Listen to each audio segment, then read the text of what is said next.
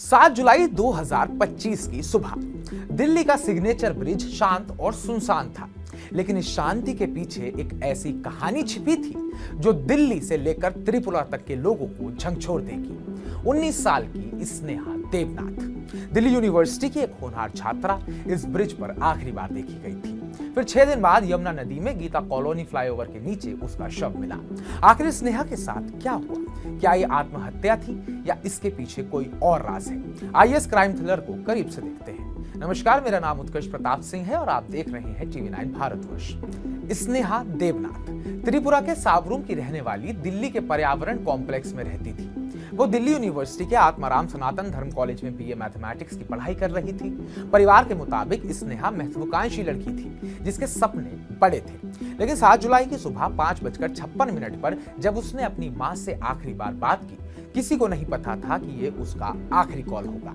स्नेहा ने अपनी मां को बताया कि वो अपनी दोस्त पितूनिया को सराय रोहिला रेलवे स्टेशन छोड़ने जा रही है, लेकिन सुबह 8:45 तक जब उसका फोन बंद हो गया, परिवार ने पितूनिया से संपर्क किया तो पता चला कि उसने स्नेहा से उस दिन मुलाकात की ही नहीं थी। ये सुनकर परिवार के होश उड़ गए। फिर शुरू हुआ स्नेहा को खोजने का सिलसिला, जो एक दुखद अंत तक पहुंचा। जब परिवार ने स्नेहा के कैब ड्राइवर से बात करी तो एक चौंकाने वाला खुलासा हुआ। ड्राइवर ने बताया कि उसने स्नेहा को सराय रोहिल्ला नहीं बल्कि सिग्नेचर ब्रिज के पास छोड़ा था। जी हाँ, वही सिग्नेचर ब्रिज जो आत्महत्या के मामलों के लिए कुख्यात है। पुलिस ने तकनीकी निगरानी के जरिए पुष्टि की कि स्नेहा का फोन आखिरी बार सिग्नेचर ब्रिज पर ही एक्टिव था।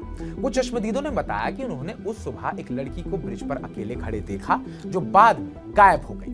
लेकिन रहस्य को और गहरा करने वाली बात यह थी कि ब्रिज पर लगे 60 से ज्यादा सीसीटीवी कैमरे, जिनमें से एक भी काम नहीं कर रहा था। स्नेहा के कमरे से पुलिस को एक हस्तलिखित यानी कि हाथ से लिखा हुआ सुसाइड नोट मिला, जिसमें उसने लिखा था, मैं खुद को एक असफलता और बोझ की तरह महसूस करती हूँ। यह मेरी जिंदगी को खत्म करने का मेरा फैसला है। इसमें कोई साजिश नहीं है। नोट में स्नेहा ने सिग्नेचर ब्रिज से कूदने की बात कही थी।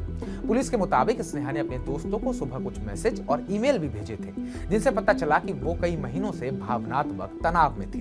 लेकिन क्या यह तनाव सिर्फ पारिवारिक था, जैसा कि पुलिस का दावा है, या इसके पीछे कुछ और था? स्नेहा का परिवार ने बताया कि उसने पिछले 4 महीनों में अपने बैंक खाते से 1 भी रुपया नहीं निकाला था। वो अपने साथ कोई सामान भी नहीं लेके गई थी, सिवाय अपने फोन के। ये सवाल उठता है कि वो इतने समय तक बिना पैसे के कैसे गुजारा कर रही थी? क्या कोई और उसकी जिंदगी में शामिल था जिसके बारे में परिवार को नहीं पता? 13 जुलाई की शाम को यमुना नदी में गीता कॉलोनी फ्लाईओवर के नीचे एक शव तैरता दिखा।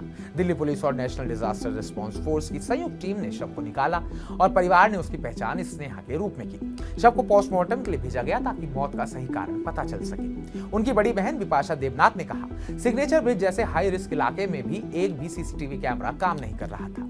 अगर कैमरे चालू होते तो शायद हमें स्नेहा की आखिरी पलों का पता चलता। परिवार ने पुलिस पर देरी से एफआईआर करने का आरोप भी लगाया है।